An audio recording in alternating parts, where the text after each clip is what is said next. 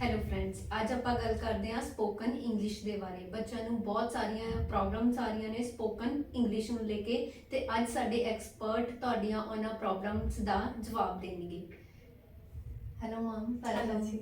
Hello everyone there. हाँ जी।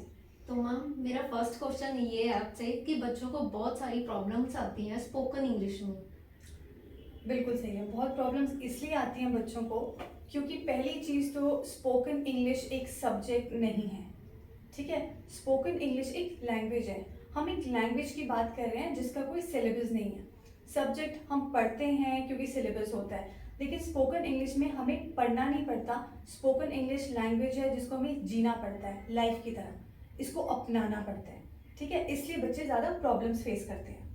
ठीक है, तो मैम ये अक्सर कहा जाता है कि न्यूज़पेपर रीड कर लो, आपको इंग्लिश आ जाएगी, मूवीज देख लो, इंग्लिश सॉन्ग सुन लो तो आपको स्पोकन इंग्लिश आ जाएगी। बिल्कुल सही बात। बच्चे वीडियोस देखते हैं, गेम्स भी इनफैक्ट इंग्लिश में खेलते हैं, रीडिंग करते हैं, सॉन्ग सुनते हैं, लेकिन वो सिर्फ एंटरटेनमेंट पर्पस के लिए। नॉलेज गेन होती है लेकिन लर्निंग नहीं होती है, वो उसको अपनी डेली लाइफ में अप्लाई नहीं कर पाते हैं। इसकी वजह से उनको ज़्यादा प्रॉब्लम्स आती हैं। तो हमें खासी ध्यान रखना पड़ता है कि हम क्या चीज़ पढ़ रहे हैं, क्या चीज़ सुन रहे हैं, क्या हम एक्चुअली उसे लाइफ में अप्लाई कर रहे हैं। इंटेलिजेंट बच्चा कहीं ना कहीं थोड़ा बहुत सीख लेता है, लेकिन वीक स्टूडेंट को पता ही नहीं चलता कि वो क्या पढ़ रहा है, उसका मीनिंग क्या है और उसको मैं स्पीकिंग में कैसे अप्लाई करूँ। ठीक है।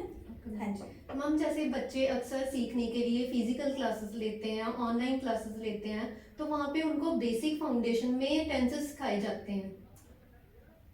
यस, बिल्कुल सही सवाल। बेसिक फाउंडेशन का मतलब ही सबको लगता है टेंसेस। टेंसेस से हम इंग्लिश यानी कि स्पोकन इंग्लिश की शुरुआत करते हैं। आई एम सॉरी टू से एवरीबडी या मोस्टली ऑन यूट्यूब या बाकी क्लासेस में या अकेडमीज में टेंसेस से ही शुरुआत कराई जाती है। ये बिल्कुल गलत है।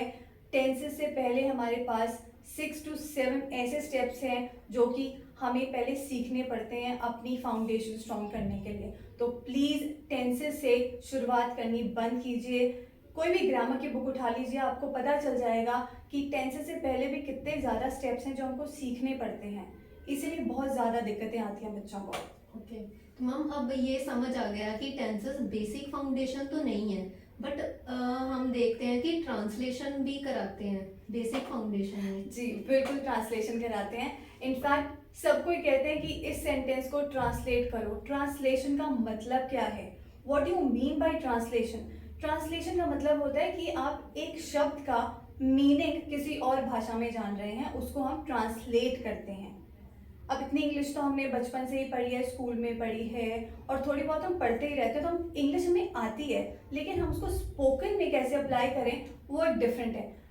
उसमें ट्रांसलेशन की बिल्कुल भी ज़रूरत नहीं पड़ती है। प्लीज़ आप सबसे हैंड फोल्डेड रिक्वेस्ट है, ट्रांसलेशन करनी बंद कर दीजिए, क्योंकि ट्रांसलेशन की ही नहीं जाती है सेंटेंसेस की, उन्हें सीखना पड़ता है। और हम यहाँ पे विदाउट ट्रांसलेशन कोर्सेज करवाते हैं और हम बिल्कुल भी ट्रांसलेशन को प्रमोट नहीं करते हैं। आने वाली वीडियोस में हम आपको डिटेल में बताएंगे कि स्पोकन इंग्लिश कैसे करनी चाहिए और किस तरह से आप इसको सीख सकते हैं। All you have to do is हमारा चैनल यूट्यूब का सब्सक्राइब कीजिए, लाइक कीजिए, शेयर कीजिए और आपको अपकमिंग वीडियोस में सारी नॉलेज मिलेगी। Back to you ma'am. Thank you ma'am. तो होपफुली आपने ये सारी इन्फॉर्मेशन अच्छे से नोट की होगी, तो please wait our videos. Thank you.